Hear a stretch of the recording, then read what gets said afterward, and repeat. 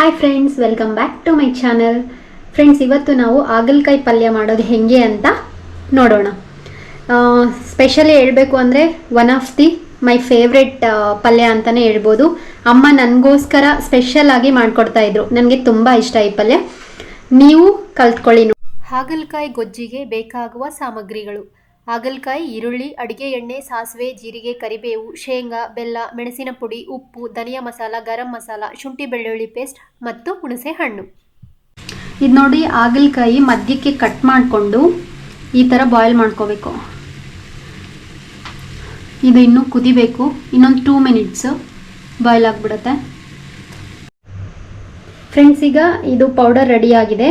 ಈ ಪೌಡರ್ಗೆ ನಾನು ಏನೇನು ಆ್ಯಡ್ ಮಾಡಿದ್ದೀನಿ ಅಂದರೆ, ನಾನು ಮುಂದೆ ಪ್ರಿಪೇರ್ ಮಾಡಿ ಇಟ್ಕೊಂಡಿರೋ ಶೇಂಗಾ ಪುಡಿ, ಸ್ವಲ್ಪ ಬೆಲ್ಲ ರುಚಿಗೆ, ಆಮೇಲೆ ಗರಂ ಮಸಾಲ, ಧನಿಯಾ ಮಸಾಲ, ಅರಿಶಿಣ, ಖಾರ, ರುಚಿಗೆ ತಕ್ಕಷ್ಟು ಉಪ್ಪು. ಫ್ರೆಂಡ್ಸ್, ಒಂದು ಚಿಕ್ಕದು ಹೆಚ್ಚಿರೋ ಅಂಥ ಈರುಳ್ಳಿ ತೊಗೊಂಡಿದ್ದೀನಿ. ಕೊನೆಯಲ್ಲಿ ಟೇಸ್ಟ್ಗೋಸ್ಕರ ಸ್ವಲ್ಪ ಹುಣಸೆ ಹಣ್ಣು ನೀರು ಬೇಕಾಗುತ್ತೆ. ಸೊ ನಾನು ಹುಣಸೆ ಹಣ್ಣನ್ನು ನೆನೆಸಿಟ್ಕೊಂಡಿದ್ದೀನಿ. ಈಗೇನು ನಾವು ಇದು ಬಾಯ್ಲ್ ಮಾಡಿ ಇಟ್ಕೊಂಡಿದ್ದೀವಲ್ಲ ಹಾಗಲಕಾಯಿ, ಇದಕ್ಕೆ ಈ ನಾವು ರುಬ್ಕೊಂಡಿರೋಂಥ ಮಿಕ್ಸಿ ಮಾಡ್ಕೊಂಡಿರೋಂಥ ಈ ಪೌಡ್ರನ್ನ ಫಿಲ್ ಮಾಡೋಣ.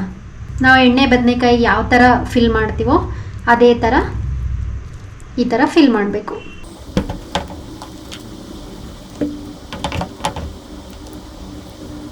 ನೀವು ಟ್ರೈ ಮಾಡಿ ಫ್ರೆಂಡ್ಸ್, ತುಂಬ ಚೆನ್ನಾಗಿರುತ್ತೆ. ಆಮೇಲೆ ಕೆಲವರು ಇದು ತುಂಬ ಕಹಿ ಇರುತ್ತೆ, ತಿನ್ನೋಕ್ಕಾಗಲ್ಲ ಅಂತ ಹೇಳ್ದವ್ರಿಗೆ ಈ ಥರ ಮಾಡಿಕೊಟ್ರೆ ಬೇಡ ಅಂದರೂ ತಿಂತಾರೆ. ಕೆಲವ್ರು ಕಹಿ ಅಂತಲೇ ಹಾಗಲಕಾಯಿ ತಿನ್ನೋದೇ ಇಲ್ಲ, ಬಟ್ ಇದು ಹೆಲ್ತಿಗೆ ತುಂಬ ಒಳ್ಳೆಯದು ಆ್ಯಕ್ಚುಲಿ. ನೋಡಿ ಫ್ರೆಂಡ್ಸ್, ಈ ಥರ ಸ್ಟಫ್ ಮಾಡ್ಕೋಬೇಕು ಎಲ್ಲನೂ. ಹೀಗೆ ಆಯಿಲ್ ಹಾಕ್ಕೊಳ್ಳೋಣ. ಸ್ವಲ್ಪ ಆಯಿಲ್ ಜಾಸ್ತಿ ಇದ್ರೇ ಟೇಸ್ಟ್ ಚೆನ್ನಾಗಿರುತ್ತೆ. ಈಗ ಸ್ವಲ್ಪ ಸಾಸಿವೆ ಜೀರಿಗೆ ಹಾಕ್ಕೊಳ್ಳೋಣ. ಆಮೇಲೆ ಸ್ವಲ್ಪ ಕರಿಬೇವು, ಆಮೇಲೆ ಹೆಚ್ಚಿಟ್ಕೊಂಡಿರೋ ಈರುಳ್ಳಿ.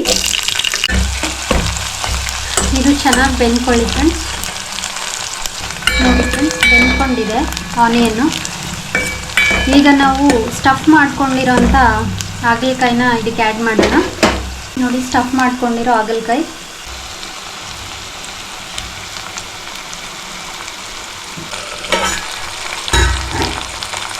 ಫ್ರೆಂಡ್ಸ್, ಇದಕ್ಕೀಗ ನಾವು ಹುಣಸೆ ಹಣ್ಣಿನ ರಸನ ಆ್ಯಡ್ ಮಾಡ್ಕೊಳ್ಳೋಣ.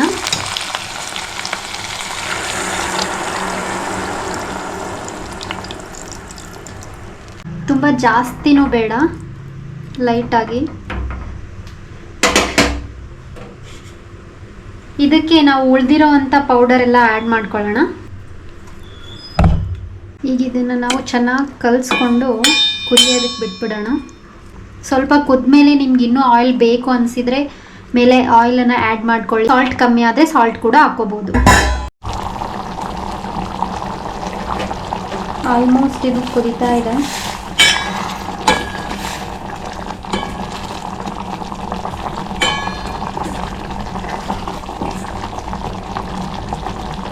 ನಿಮಗೆ ಖಾರ ಕಮ್ಮಿ ಅನಿಸಿದ್ರು ಕೂಡ ಖಾರನೂ ಆ್ಯಡ್ ಮಾಡ್ಕೋಬೋದು. ಆಲ್ಮೋಸ್ಟ್ ರೆಡಿಯಾಗಿದೆ. ನೋಡಿ ಫ್ರೆಂಡ್ಸ್, ಇದು ರೆಡಿಯಾಗಿದೆ.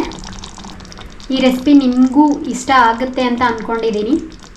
ಅಮ್ಮ, ಇನ್ ಕೇಸ್ ಈ ವಿಡಿಯೋ ನೀವು ನೋಡ್ತಿದ್ರೆ ನೀವು ಮಾಡೋ ಥರ ಹಾಗಲಕಾಯಿ ರೆಸಿಪಿ ನಾನು ಕರೆಕ್ಟಾಗಿ ಮಾಡಿದ್ದೀನೋ ಇಲ್ವೋ ಅಂತ ನನಗೆ ಕಮೆಂಟ್ ಮಾಡಿ.